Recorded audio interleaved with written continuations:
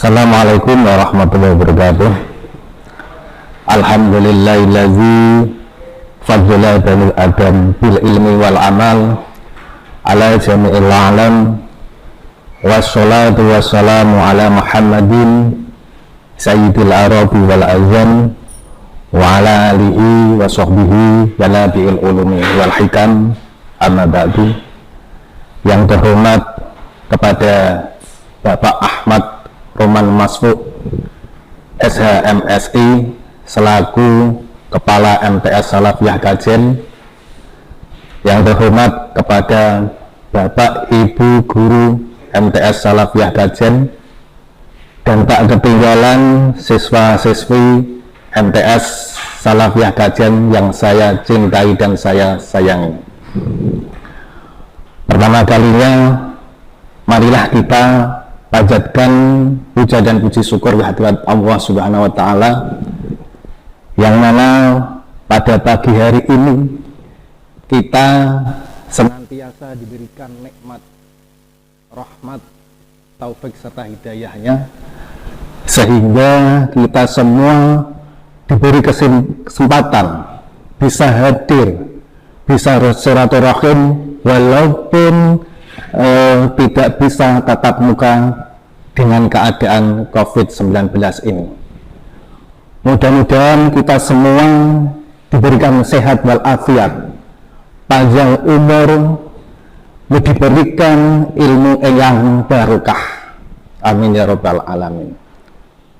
Salawat dan salam selalu kita aturkan kepada Habibina wa Syafi'ina wa Qurrati A'yunina Muhammadin sallallahu alaihi wasallam, yang mana beliaulah merupakan insanul kamil, pembawa pagi-pagi Islami, sekaligus sang revolusioner dunia yang merubah dari tatanan jahiliyah menuju tatanan Islamiyah, yakni zaman sekarang ini.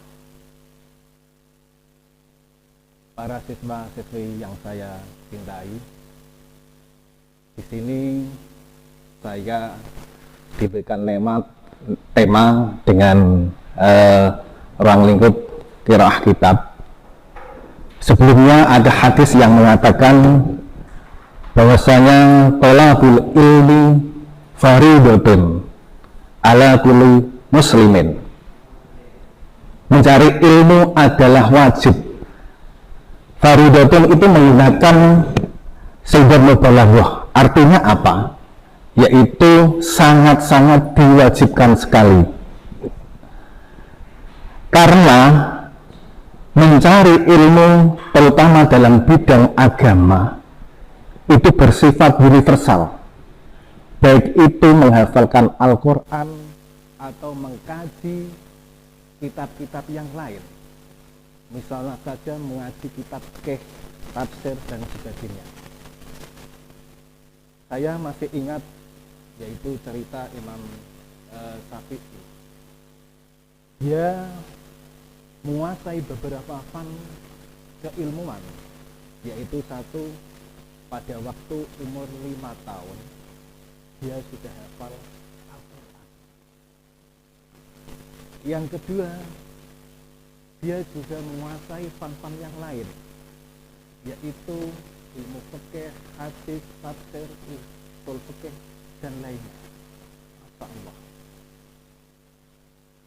Ini dalam memperdaya ilmu agama kita harus ada yang istilahnya yaitu riyadhah.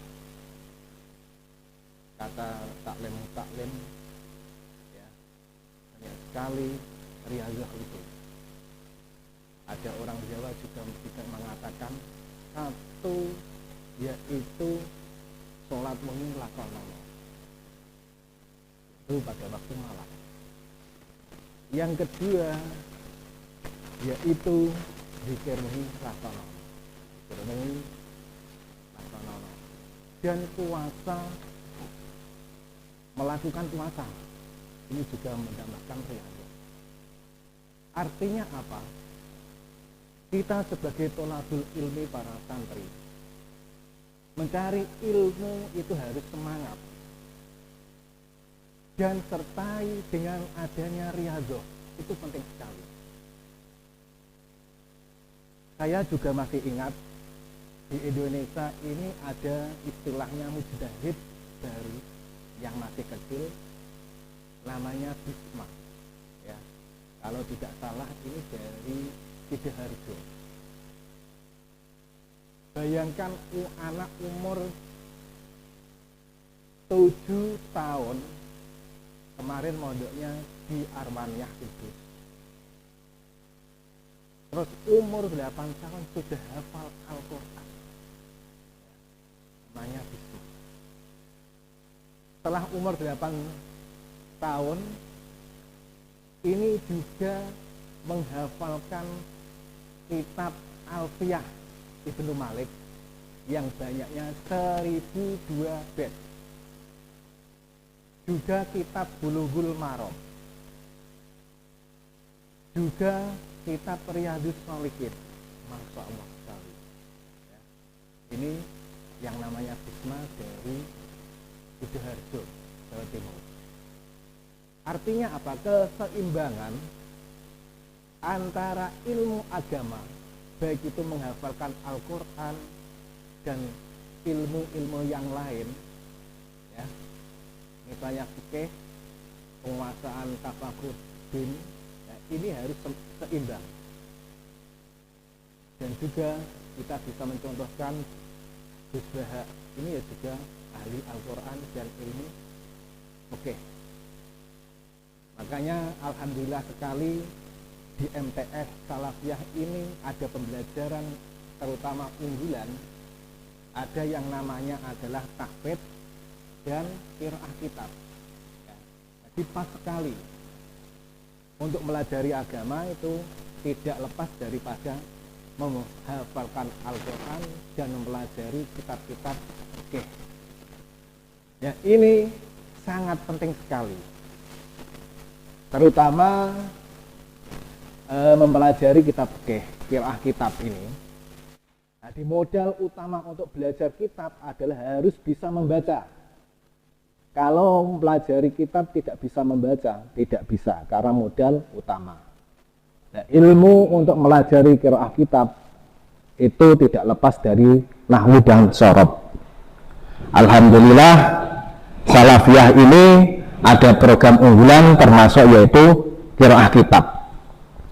Tahun ini alhamdulillah bisa launching yaitu kitab qiraah kitab, qiraatul kitab takrib lit tolab wa talibat fil madrasah mutawasithah Islamiyah Salafiyah. Ya, ini kitabnya yang terbaru ya. Nanti bisa dimiliki semua murid MTS Salafiyah. Ya. Dan nanti saya akan memberikan suatu motivasi ya, bagaimana trik-trik supaya mempelajari qiraah kitab itu dengan mudah dan gampang.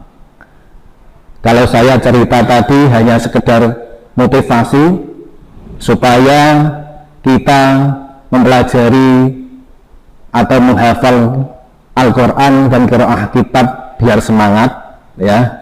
Nah, ini kita nanti akan saya uraikan tentang bagaimana kita mempelajari qiraah kitab di MTS Salafiyah Kajen. Yang pertama yang harus dipelajari, harus punya 2 kitab. Satu kitab panduan, yang kedua harus punya kitab kuning. Yaitu 1. Artinya kitab panduan ini harus dihafalkan dulu ya. Kitab panduan ini harus dihafalkan dulu. Setelah hafal, yang kedua nanti dipraktekkan dalam kitab kuning ya. Kitab kuning ini tidak ada maknanya sama sekali ya.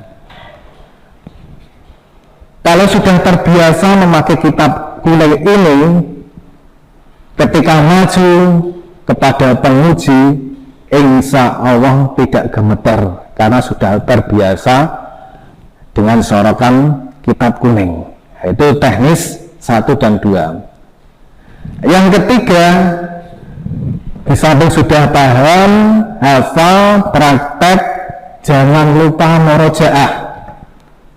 Murojaah itu apa? Murojaah itu mengulangi kembali materi-materi yang kemarin. Ya, itu namanya murojaah. Kalau sudah kita murojaah, nanti insya Allah hafalan kita kuat. Itu trik atau teknis untuk supaya belajar qiraah kitab biar gampang dan bisa dipahami. Dalam kitab Taklim Mu'talim diterangkan waktunya kapan untuk menghafalkan supaya bisa masuk atau bisa mudah, yaitu setelah waktu fajar. Bisa juga nanti sebelum subuh, bisa juga setelah subuh. Itu adalah waktu untuk mudah menghafalkan, ya, bisa dipraktekkan. Alhamdulillah kalau siswa-siswi sudah terbiasa sholat tahajud, ya, bangun sebelum subuh, ya, alhamdulillah, ya. Setelah itu nanti bisa menghafalkan. Itu cara untuk mempelajari atau untuk menghafalkan kitab-kitab takrib. Ini yang perlu diketahui, ya, semangat untuk siswa-siswi MTS Salafiyah Kajen. Mudah-mudahan dengan modul yang terbaru ini ada semangat belajar untuk siswa-siswi MTS Salafiyah Kajen. Nanti bisa diambil di MTS, bisa dipelajari, ya, supaya kita semua bisa membaca kitab-kitab yang lain. Yaitu sudah saya utarakan, teknis cepat untuk belajar qiraah kitab. Terima kasih dari saya, mudah-mudahan bermanfaat dan berguna, dan mohon maaf bila ada kesalahan dari kami. Assalamualaikum warahmatullahi wabarakatuh.